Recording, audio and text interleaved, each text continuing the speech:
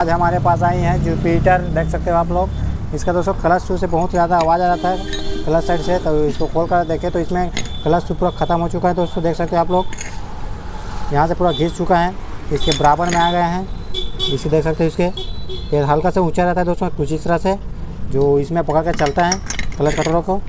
लेकिन एक ख़त्म हो चुका है तो आवाज़ कर रहा था, इसमें टकरा रहा था लोहा, तो इसको नया लगाएंगे दोस्तों क्लच शू को। देख सकते हो ये अलग से मिलता है दोस्तों क्लच शू, तीन साइड लगा रहता है, 1 2 3, तीनों को चेंज करेंगे क्लच शू ओरिजिनल लेके आके। ऐसा क्लच गोटी तो ठीक ठाक है, इसको ऑयलिंग ग्रीसिंग करके लगा देंगे। देख सकते हैं आप लोग, इसका ठीक है क्लच शू, ये क्लच गोटी। इसको पूरा गंदगी को साफ़ करके लगाएंगे दोस्तों इसमें।